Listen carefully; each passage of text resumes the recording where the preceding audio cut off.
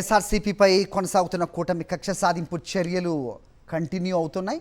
YS Jaganmohan Reddy Nellore పర్యటనకు అడుగడుగున ఆంక్షలు పెడుతోంది. వైఎస్ఆర్సీపీ నేతలకు వరుస పెట్టి ఒక్కోసారి ఒక్కో ఆంక్షలతో వైఎస్ఆర్సీపీ శ్రేణులకు నోటీసులు ఇస్తూ వస్తున్నారు పోలీసులు. నిబంధనల పేరుతో వైఎస్ జగన్ పర్యటనకు ఇబ్బందులు సృష్టించే కుట్ర చేస్తున్నారు. స్వచ్ఛందంగా జనాలు రావడానికి కూడా ఆంక్షలు పెట్టారు. ప్రజలు స్వచ్ఛందంగా వచ్చినా కేసులు తప్పవని హెచ్చరిస్తున్నారు. తాజాగా ఎమ్మెల్సీ పర్వతరెడ్డికి మరో నోటీస్ ఇచ్చారు పోలీసులు. రైట్, ఈ అంశంపై అప్డేట్స్ మా కరెస్పాండెంట్ లోకేష్ అడిగి తెలుసుకుందాం. లోకేష్, చెప్పండి. సార్, ఎలాగైనా మాజీ ముఖ్యమంత్రి వైఎస్ జగన్మోహన్ రెడ్డికి సంబంధించి నెల్లూరు జిల్లా పర్యటనకు అడ్డంకులు సృష్టించాలనేటువంటి ఎజెండాతోనే పోలీసులు నోటీసులపైన నోటీసులు సర్వ్ చేస్తున్నటువంటి పరిస్థితి. ఒక్కోసారి ఒక్కో నోటీసులో కొత్త రకమైనటువంటి నిబంధనలను సృష్టిస్తూ కూడా వాళ్ళు ఆంక్షలు విధిస్తున్నారు.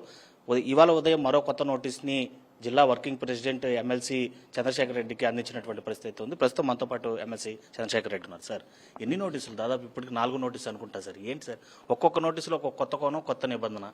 కేవలం జగన్మోహన్ రెడ్డి గారి పర్యటన అడ్డుకోవడం, అదేవిధంగా ప్రజా ఆదరణని ఓర్వలేక ఇస్తున్నటువంటి నోటీసులుగానే చూడాలా?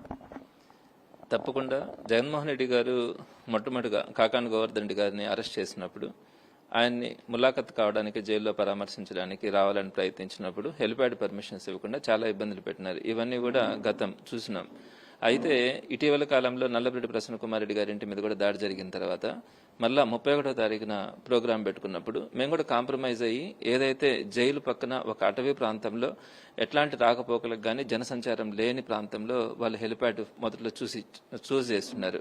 సరే, ఎందుకు మనం కూడా కాంప్రమైజ్ అవుదామన్న ఉద్దేశంతో దాన్ని కూడా ఆ హెలిప్యాడ్ ఆ ప్రాంతాన్ని కూడా తీసుకోవడం జరిగింది. దానికి సంబంధించి జేసీబీలతో కానీ డే అండ్ నైట్ వర్క్ చేస్తా ఉన్నా కూడా 4 రోజుల నుంచి రోడ్ ఫార్మేషన్ కానీ హెలిప్యాడ్ ఏర్పాటు కానీ ఇవన్నీ కూడా 4 డేస్ నుంచి కష్టపడతా ఉన్నాం. సరే, ఇవన్నీ ఒక ఎత్తు అయితే ఈ జగన్మోహన్ రెడ్డి గారు వచ్చేటప్పుడు కొన్ని ఆంక్షలు పెట్టినారు. మొట్టమొదటిగా ఆ ఆంక్షలు ఏంటంటే జగన్మోహన్ రెడ్డి గారితో పాటు కేవలం 3 వెహికల్స్ మాత్రమే రన్ కావాలని, అదేవిధంగా హెలిప్యాడ్లో దిగిన తర్వాత కానీ జైలు దగ్గర కానీ కేవలం 10 మంది మాత్రమే జగన్మోహన్ రెడ్డి గారితో ఉండాలా అని. నెక్స్ట్ 3వది, ప్రసన్న కుమార్ రెడ్డి గారి ఇంటి దగ్గరికి ఆయన పరామర్శించడానికి వస్తానన్నప్పుడు అక్కడ ఒక్కరు కూడా, అంటే అక్కడ ఎవరు కూడా మొబిలైజేషనే ఉండకూడదు, మనుషులే ఎవ్వరు కూడా రాకూడదు. అంటే ఒక్క మాటలో చెప్పాలంటే ఒక్క మనిషి కూడా ఆ ప్రాంతంలో ఉండకూడదు అనేది 3వ కండిషన్ పెట్టినారు. ఈ కండిషన్స్ పెట్టి నోటీస్ ఇష్యూ చేసినప్పుడు దాన్ని అపోజ్ చేయడం కూడా జరిగింది. అయితే వాళ్ళు ఎట్లాంటి పరిస్థితుల్లో కూడా ఈ 3 కండిషన్స్ని మీరు ఫాలో కావాల్సిందే అని చెప్పడం. ఆ తర్వాత ఇంకొక నోటీస్ ఇచ్చినారు. ఆ నోటీసులో ఒకవేళ 10 మంది కాకుండా అదనంగా కనుక మీతో పాటు మనుషులు కనుకుంటే పని అయితే ప్రతి 25 మందికి ఒక రెస్పాన్సిబుల్ పర్సన్ మీరు చూస్ చేసుకొని ఆ రెస్పాన్సిబుల్ పర్సన్ యొక్క పేరు కానీ ఫోన్ నెంబర్ కానీ వాళ్ళ యొక్క డీటెయిల్స్ అన్ని కూడా ఇవ్వాలన్నారు. ఎక్కడైనా ఇది సాధ్యమవుతుందా? అదేవిధంగా 3 కార్స్కి ఇచ్చినారు. అది కాకుండా కనుక ఏదైనా ఒక కారు ఉండే పని అయితే ఆ కారు నెంబర్ కానీ, అదేవిధంగా డ్రైవర్ పేరు, డ్రైవింగ్ లైసెన్స్ వీటన్నింటినీ కూడా ఇవ్వమని కూడా చెప్పడం జరిగింది. సో ఇప్పుడు మనం ఒక భారతదేశంలో ఉన్నాం, ప్రజాస్వామ్య దేశం. అందులో ఆంధ్ర రాష్ట్రం, నెల్లూరు జిల్లా చాలా సెన్సిటివ్గా, చాలా సున్నితంగా ఉంటుంది. ఇలాంటి పరిస్థితుల్లో ఒక వ్యక్తి, ఒక లీడర్, ప్రజాదరణ కలిగినటువంటి ఒక లీడర్ నెల్లూరుకు వస్తా ఉన్నప్పుడు ఆయన్ని చూడడానికి కానీ ఆయనతో పోవడానికి కానీ కూడా ఆంక్షలు పెడతా ఉన్నామంటే మనం ఎలాంటి దేశంలో ఉన్నాం, ఏ విధంగా ఈ ప్రజాస్వామ్యం అని చెప్పుకోవాలన్నది ఒకటి. 2వ పాయింట్కి వచ్చేటప్పటికి రాత్రి నిన్న సాయంత్రం నుంచి కొత్తగా ఒక నోటీసులు ఇస్తా ఉన్నారు.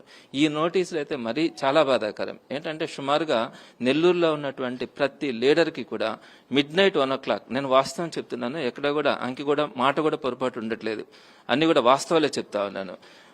1 గంట నుంచి తెల్లవారు 6 గంటల వరకు ప్రతి ఒక్క లీడర్కి కూడా నోటీసులు ఇష్యూ చేస్తున్నారు. ఆ నోటీసులు ఏంటంటే మీరు జగన్మోహన్ రెడ్డి గారి కార్యక్రమానికి మీరు ఎవరిని కూడా తీసుకెళ్లడం కానీ పోవడం కానీ, మీతో పాటు ఏ ఒక్కరు కూడా వెళ్ళడం కూడా చేయకూడదానని. ఇంకొక విషయం కూడా చెప్తాను.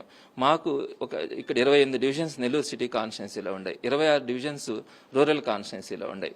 సో ఈ డివిజన్స్లో మహిళా లీడర్స్ కూడా 8th డివిజన్ కార్పొరేటర్ పేరు కూడా చెప్తా ఉన్నాను, కామాక్షమ్మ, రాత్రి 1:15 వాళ్ళ ఇంటి తలుపు తట్టి ఆమెకు నోటీస్ ఇవ్వడం కూడా జరిగింది. 1:15 ఒక మహిళా లీడర్కి సంబంధించి ఇంటికెళ్ళి తలుపు కొట్టి ఏమంత మునిగిపోయిందా? ఎలా ఇస్తారండి? అర్ధరాత్రులు ఒక లేడీ ఉన్నప్పుడు లేడీ లీడర్స్ ఇళ్లకెళ్ళి తలుపు కొట్టి ఈ పోలీసులు ఇష్యూ చేయాల్సిన పరిస్థితి ఏముంటుంది? ఆ చుట్టుపక్కల వాళ్ళు అర్ధరాత్రి పోలీసులు వెళ్ళి ఈ విధంగా నోటీసులు ఇస్తా ఉంటే చుట్టుపక్కల వాళ్ళకి ఏ విధమైనటువంటి ఇబ్బందులు ఉంటాయి మీరు గమనించలేరా? ఇదేమన్నా ఆటవిక రాజ్యంలో ఉన్నామా? మీ ఇష్ట ప్రకారం మీకు అధికారం కనుకుంటే ఏదైనా చేయొచ్చు అనే అభిప్రాయంతో మీరు ఉన్నారా? ఎల్లకాలం మీరే ప్రభుత్వంలో ఉంటారని ఉంటుందా? లేకుంటే వాళ్ళే ఉంటారు, మేము ఇక్కడ అధికారులుగా మేము ఎల్లకాలం ఇక్కడే ఉంటామని అనుకుంటున్నారా? ఈ ఇష్యూని కూడా చాలా సీరియస్ గా తీసుకోవడం కూడా జరుగుతుంది. అధిష్టానానికి కూడా చెప్పడం జరిగింది. మిడ్ నైట్ ఈ విధంగా చేయడం కూడా అత్యంత దారుణమైనటువంటి విషయం. ఈ విధంగా అందరికీ నోటీసులు ఇచ్చి ఇబ్బందికరంగా చేస్తున్నటువంటి పరిస్థితి ఉంది. సో అది మొత్తం మీద కావాలనే జగన్మోహన్ రెడ్డి పర్యటనకు ఆంక్షలు విధిస్తూ నోటీసులు సర్వ్ చేయడం పట్ల తీవ్రమైనటువంటి ఆగ్రహం వ్యక్తం చేస్తున్నారు ఎమ్మెల్సీ చంద్రశేఖర్ రెడ్డి. ఓటీ హరి.